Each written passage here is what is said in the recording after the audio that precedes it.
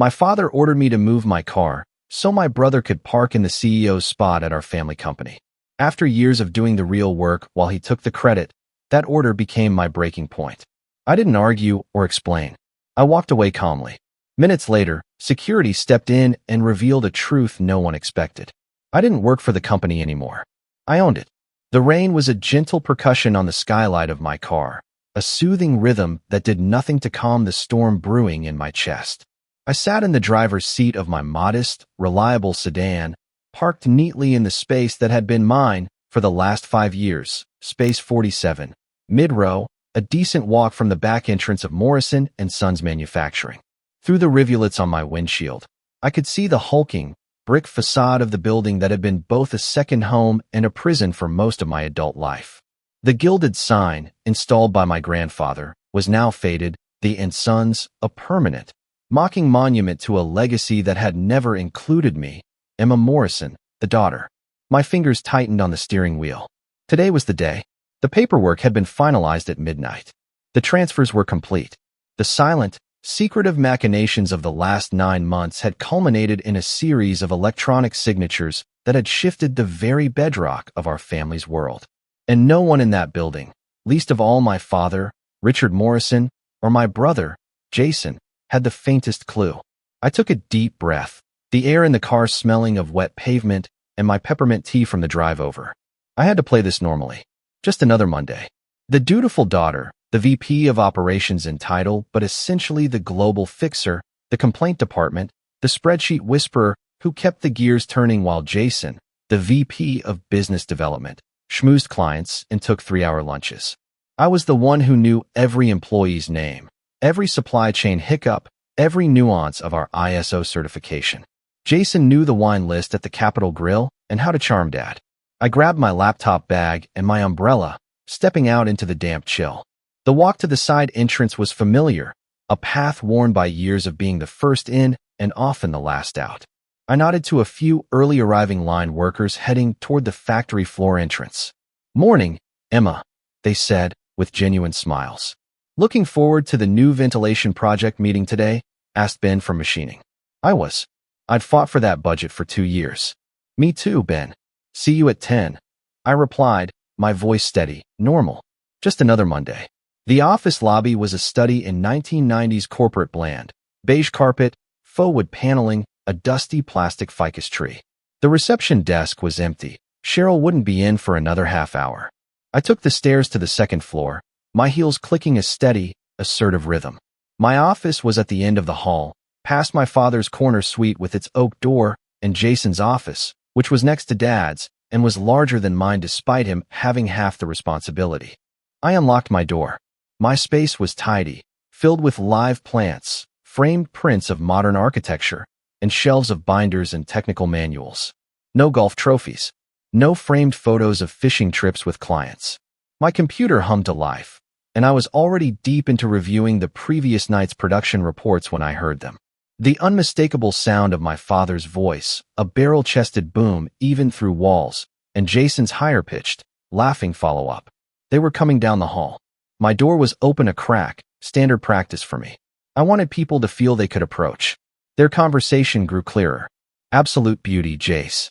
The handling on the 101 yesterday was insane. That's what a real machine feels like," Dad was saying. "Thanks again, Dad. It's a dream.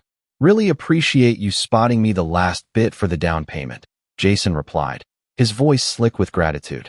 A cold knot formed in my stomach. The last bit. I'd seen the financials. The last bit was $25,000. Taken from the company's bonus pool, a pool I had personally grown through efficiency projects, a pool my own annual bonus was supposed to come from. My bonus, which had been deferred this year due to market uncertainties, according to Dad at my last review. Nonsense. A man in your position needs to project success. That BMW M8 screams, winner. Clients noticed that. Dad chuckled. "Speaking of, you're still in the visitor spot? We'll fix that today." My blood went still. I stopped typing, my fingers hovering over the keys. "Oh, it's no big deal," Jason said, though his tone suggested it was a huge indignity. "It is a big deal. You're a vice president. You shouldn't be parking with the sales reps. The spot next to mine is free. We'll just have it reassigned." The spot next to his. That was space 1. The prime spot. Right by the front door. It wasn't technically his. It was the CEO's spot. But in my father's mind, they were one and the same. The spot had been empty since old Mr. Peterson, the CFO, retired 6 months ago. I'd been subtly asking about having it reserved for client visits or for our quality assurance lead who had mobility issues. Dad had dismissed the idea each time. We don't play favorites with parking, Emma. It's bad for morale. And now he was going to give it to Jason, my brother, who rolled in at 9:30 a.m. on a good day. I heard them stop outside my door. A tap. My father pushed it open without waiting for a response. He filled the doorway, a broad man in a too-tight polo shirt embroidered with the company logo, his face ruddy and set in its usual expression of benign patriarchal authority. Jason loomed behind him, smirking, car keys already dangling from his finger. The fob for his new, company-subsidized BMW. Emma. Good. You're in, Dad said, as if my presence at 7:45 a.m. was unexpected. We need to sort a small logistical issue. I leaned back in my chair, forcing my hands to relax in my lap. What's that, Dad? Parking. Jason's new car shouldn't be sitting out in the open lot.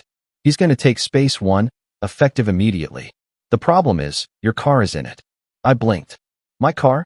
No, it's not. I'm in 47, like always. Jason shook his head, the smirk widening. Not this morning, sis. I drove by. You're parked right next to Dad's truck. In space 1. Confusion, then a slow dawning, icy comprehension washed over me. I had not parked in space 1. I would never be so brazen. But I realized with a sickening clarity what had happened. Old Mr. Peterson's retirement had left space 1 empty. The painted number had faded. Last Thursday, maintenance had been out repainting lines and numbers. They'd redone the entire first row. They must have, in error, repainted the number 1 on space 47, my space, and vice versa. I'd parked this morning in my usual location relative to the lamppost and the dented dumpster, not noticing the fresh, white 1 now decorating my asphalt. It was a simple, ridiculous clerical error, an explainable mistake. But my father and brother didn't see a mistake. They saw an act of presumption, of insubordination, of me, Emma, daring to park in the hallowed ground. I think there's been a mix-up with the repainting. I started, my voice calm. Maintenance redid the lines. They must have swapped the numbers. I parked in my usual spot. The number is clear as day, Emma, Jason said, his tone dripping with faux concern. A big, white 1. You can't have missed it. Look, if you wanted a better spot, you could have just asked. But just taking it? That's not how we do things here. The hypocrisy was breathtaking. He, who had been given everything, was chastising me for taking. My father's face tightened. Jason's right. Intentional or not, you're in the spot. And it's causing an issue. Jason needs it. So, here's what we're going to do. You'll go downstairs right now, move your car back to your proper spot, and we'll get the numbers corrected later. Jason will take space 1 from now on. He said it with the finality of a judge passing sentence. It wasn't a request. It was an order. A small, petty order that carried the weight of 30 years of smaller, petty orders. Move your seat. Emma, Jason wants to look out the window. Give him the last piece of cake. He's had a rough day. Cover his shift. He has a date. Don't apply for that scholarship. We need the money for his club team fees. Take the operations job. It's steady. Let Jason have the flashy business development role. It suits his personality. Every cell in my body rebelled. The simmering resentment of a lifetime. The knowledge of what I had just accomplished in secret. The sheer injustice of this moment. It coalesced into a solid, immovable mass in my throat. I looked at my father, this man who saw my competence as a utility and my ambition as a threat to his son's fragile ego. I looked at my brother, this grinning monument to entitled mediocrity. They both stared back, expecting compliance. Expecting me to sigh, maybe roll my eyes, then grab my keys and trot obediently downstairs to rectify my accidental transgression. That was my role. The family and company pacifier. The one who smoothed things over. A profound silence stretched out. I could hear the distant thrum of machinery starting up on the factory floor. The hum of my computer. The rain pattering outside. Slowly, deliberately, I closed the laptop lid on my desk. I stood up. I didn't reach for my keys, which were on the desk beside my bag. I picked up only my phone. No, I said. The word was quiet, but it fell into the room like a stone. My father's eyebrows shot up. Excuse me. I said no. I will not move my car. My voice was even, devoid of emotion. It wasn't a shout. It wasn't a plea. It was a statement of fact. Jason barked a laugh. Oh, come on, Emma. Don't be childish. It's a parking spot. It's not about the parking spot, I said, my eyes locked on my father's. It's about you ordering me to move my car, which is parked in the space I have used for 5 years due to a painting error, so that your son can have a prime parking spot for a car you helped buy with company money. Money that was partially mine. It's about the principle. And the principle is, I'm done. Done with what? My father snapped, his patience evaporating. Done with acting like a spoiled brat? Move your car, Emma. That's an order from your boss and your father. A sad, slow smile touched my lips. It felt foreign on my face. You're neither, I said softly. I walked around my desk. They parted slightly, too stunned to block my path. I walked out of my office and into the hallway. I didn't head for the stairs to the parking lot. I turned in the opposite direction, toward the main elevator that led down to the front lobby. Where are you going? Jason called after me, confusion replacing his smugness. I didn't answer. I pressed the elevator button. The doors opened immediately. I stepped inside. I could see them standing outside my office door, watching me, baffled. My father's face was purpling with anger and confusion. As the doors began to slide shut, I saw him jab a finger toward the stairwell. Fine. We'll do it ourselves. Give me your keys, Jason. The elevator descended. The calm inside me was seismic. I watched the floor numbers light up. 2, 1. The doors opened onto the grander, slightly less shabby front lobby. Cheryl was now at the reception desk, sipping coffee. She looked up, surprised to see me. Morning, Emma. Everything okay? It will be, Cheryl.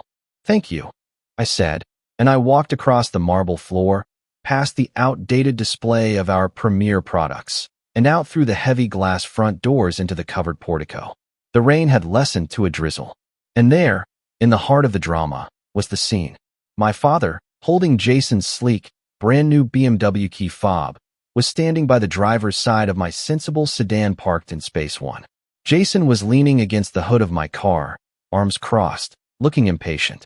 My father was pressing the unlock button on Jason's fob repeatedly, pointed at my car, his expression growing more furious by the second as my car, unsurprisingly, did not respond.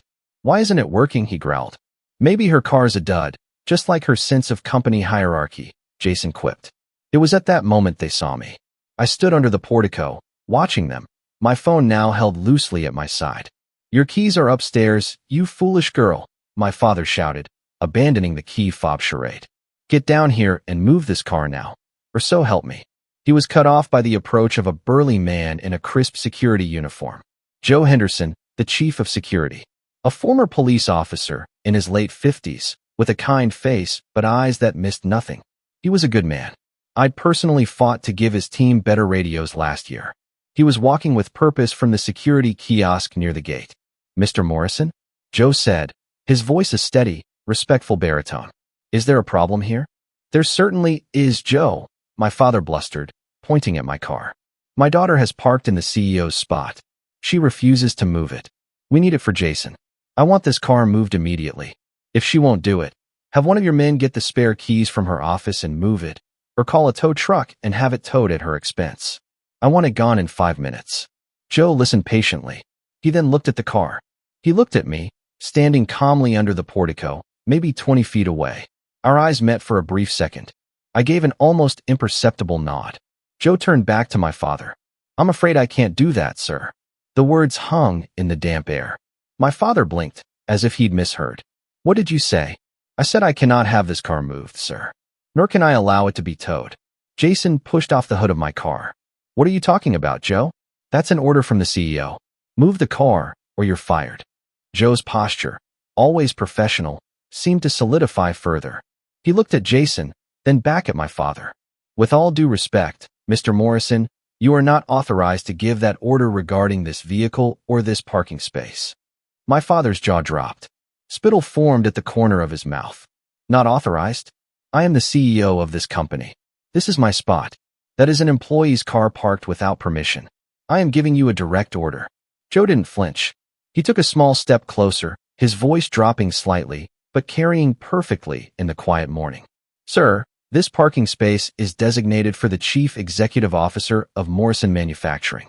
The title of CEO was officially changed as of 12:01 a.m. this morning, following the finalization of the acquisition by NQ Holdings. The new CEO is Ms. Emma Morrison. This, he gestured to my sedan, is the CEO's vehicle. I cannot tow my boss's car from her own parking spot. Time stopped. The drizzle seemed to freeze in midair. The color drained from my father's face, leaving it a waxy, sickly gray. His mouth opened and closed soundlessly. Jason's smug expression shattered into pure, uncomprehending shock. He looked from Joe, to my car, to me, then back to Joe. What did you say? Acquisition?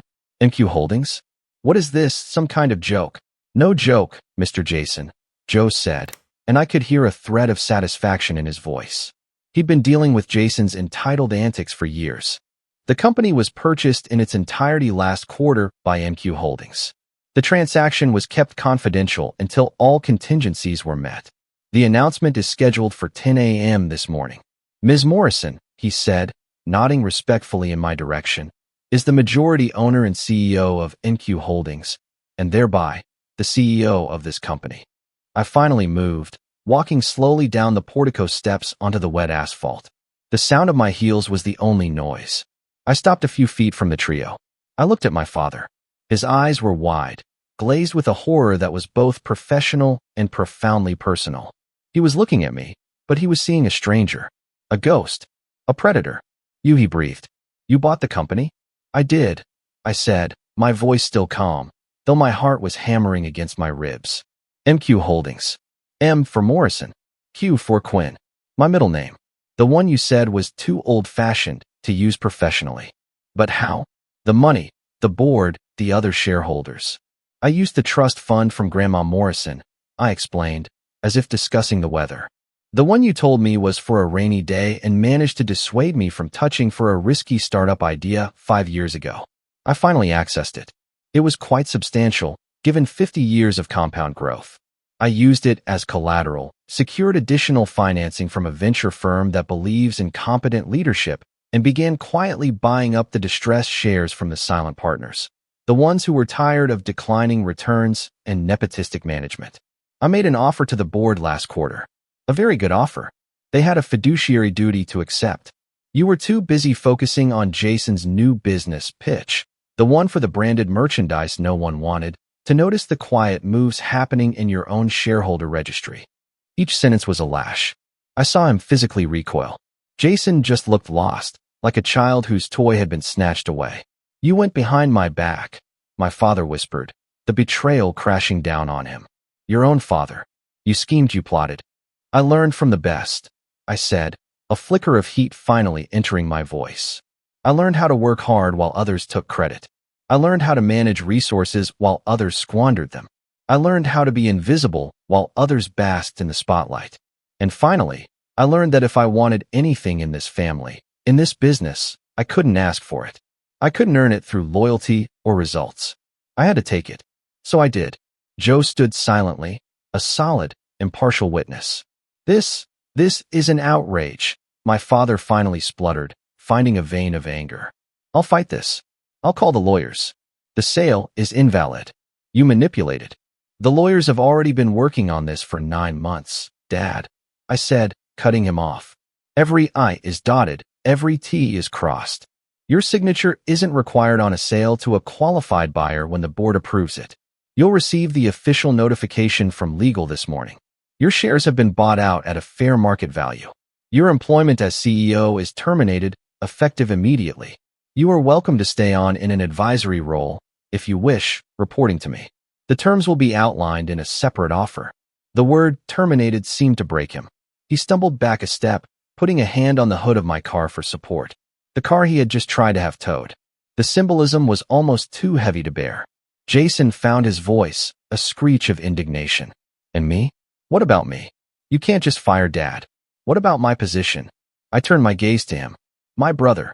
The golden child. Now just a man in an expensive shirt, looking very, very small. Your position, Jason, is under review. Like every position in the company. Performance evaluations will be conducted fairly and impartially over the next 90 days. Based on your sales figures, client retention rate, and overall contribution to profitability, I suspect your review will be brief. In the meantime, you will vacate your office by the end of the day. You can work from home or from the hot desking area in the sales bullpen, and you will need to find alternate parking. This lot is for employees only. I saw the fury and panic war in his eyes. You can't do this. Dad, tell her. But Dad was silent, staring at the ground, the reality sinking in like a terminal diagnosis. I looked at Joe. Joe, please escort Mr. Morrison and Mr. Jason inside. They can collect their personal effects from their offices. Please have IT remotely disable their access to all internal systems, email, and the building by 10 a.m. And ensure Jason's vehicle is moved from the visitor spot. He is no longer a visitor. Yes, Ms. Morrison. Right away, CEO, Joe said, the title deliberate and respectful. He gestured toward the front doors. Gentlemen, if you'll come with me. The walk back into the building was the longest and shortest of my life. Cheryl at reception had heard everything, her hand over her mouth, eyes like saucers. Word was electric. It would be through the entire building before the elevator reached the second floor. I didn't take the elevator. I took the stairs again, each step feeling heavier and lighter at the same time. I did not go to my office. I walked past it. I walked to the end of the hall, to the oak door of the corner suite. I didn't have a key, but Joe had thought ahead. A young security officer was standing there, and he handed me a new key card. Ms. Morrison, Mr. Henderson anticipated you might need this. Thank you, I said, my voice barely a whisper. I swiped the card. The lock clicked. I pushed the door open. My father's office. The CEO's office. It smelled of his cigar smoke, against policy, but who enforced it on him? Leather and stale ambition. The massive desk, the trophy wall, the framed family photos that prominently featured Jason and him at various golf tournaments. A smaller, faded photo of me at my college graduation was tucked behind a lamp on a bookshelf. I walked to the window, looking out over the parking lot. Down below, I saw Joe leading my father and brother, both looking shell-shocked and diminished, toward the front doors. I saw Jason gesturing wildly, then getting into his precious BMW and speeding toward the gate, likely to go cry to his mother. My father stood for a moment alone in the rain, looking up at the building, his kingdom lost, before turning and walking slowly toward his truck. The grief hit me then. Not for him, not really. For the dream of a father who would have been proud of me. For the family that could have been a team. It was a sharp, clean pain, like the removal of a tumor. It would leave a scar, but the sick thing was gone. I turned from the window. I sat down in the large, high-backed chair behind the desk. It was too big for me. I'd have to get a new one. My phone buzzed. A text from my mother. Your father just called. What in God's name have you done? Call me now. I put the phone face down on the desk. Not yet. I needed a moment. At 10 a.m. sharp, a company-wide email went out from the board of directors, announcing the successful acquisition by MQ Holdings and the appointment of Emma Morrison as Chief Executive Officer, effective immediately. It praised her vision, deep operational knowledge, and commitment to the company's future. A follow-up email from me, calm and confident, went out 5 minutes later, announcing an all-hands meeting in the main factory bay at 3 p.m. The rest of the day was a surreal blur. The initial shock among the staff was palpable, but as I walked the floor, the reactions were telling. From the line workers, the engineers, the admin staff, there were cautious smiles, nods of respect, even a few quiet congratulations, CEO Morrison, from people who had never called me anything but Emma. They were wary of change, but they had seen me work. They knew my worth. The fear was mostly in middle management, the ones who owed their positions to my father's favor or Jason's empty promises. The 3 p.m. meeting was the true test. I stood on a makeshift platform, facing hundreds of employees whose livelihoods were now my direct responsibility. I saw my father was not there. Jason was not there. My mother was, standing at the very back, arms crossed, face like thunder. I didn't use a microphone. I projected my voice, the voice that had run countless production meetings. Good afternoon. By now you've all heard the news. Change is scary. I won't pretend it isn't. But what happened today wasn't just a change in ownership. It was a correction. I spoke for 15 minutes. I spoke about my respect for the work they did. I spoke about the company's strengths and its very real challenges, the outdated equipment I'd fought to upgrade, the inefficient processes I'd mapped, the talent we were losing to competitors who offered better pay and clearer paths forward. I outlined no grand, immediate plans, but I promised transparency. I promised that performance and dedication would be the currency of advancement, not family name or empty charm. I announced an immediate, company-wide review of all salaries and a commitment to bring them to market rates within the year. I announced the cancellation of the branded merchandise venture and the reallocation of its budget to the ventilation project and tooling upgrades for the machinists. I saw postures straighten. I saw people lean in. When I finished, the applause wasn't thunderous, but it was solid, genuine. It was a start. After, my mother cornered me in what was now my office. How could you humiliate your father and brother like that? In public. Over a parking spot. It was never about the parking spot, Mom, I said, weary. It was about a lifetime of parking me in the back, out of sight, while they took the best spots. I didn't humiliate them. They humiliated themselves with their own entitlement. I just stopped allowing it. He's your father. This company was his life. And he was running it into the ground. I said bluntly. Favoritism is a cancer. I cut it out.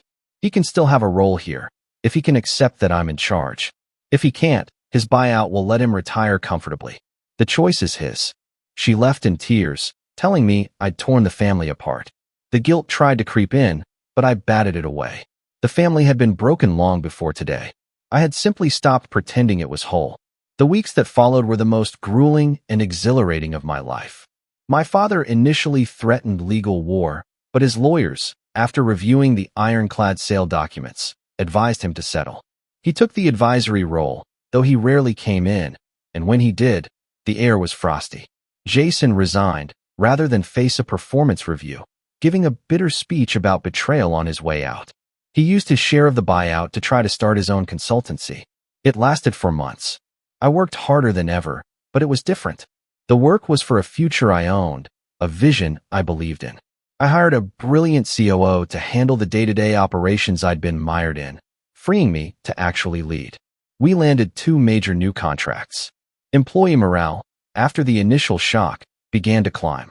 The first round of market rate salary adjustments was a powerful message. 6 months after the parking spot day, I pulled into Space One in a new car. Not a flashy BMW, but a sleek, fully electric luxury sedan. It was quiet, efficient, powerful, and unmistakably the car of a CEO. I'd earned it. One rainy Monday, much like that first one, I arrived to find a note on my desk. It was in my father's clumsy handwriting. Emma, the numbers for Q2 are impressive. The Anderson contract, well done. If you're free for lunch this week, the diner? Dad. It wasn't an apology. It wasn't love. It was a recognition. It was a white flag from a defeated general to a victorious commander. It was, perhaps, the beginning of a new kind of relationship, built not on parental authority or filial obligation, but on a hard one, grudging respect. I looked out my window, my office window, at the parking lot below. The numbers were all correctly painted now. Space 47 was occupied by Ben from machining, who had just been promoted to shift supervisor. I smiled. I picked up a pen and wrote on the bottom of my father's note. Thursday, noon. Emma. The journey wasn't over. The family wounds were deep and might never fully heal. But for the first time, I was in the driver's seat. And I was no longer looking for a place to park in someone else's lot. I was home. If you faced family dynamics at work, what would you do? Like, share, and subscribe for more stories of turning the tables.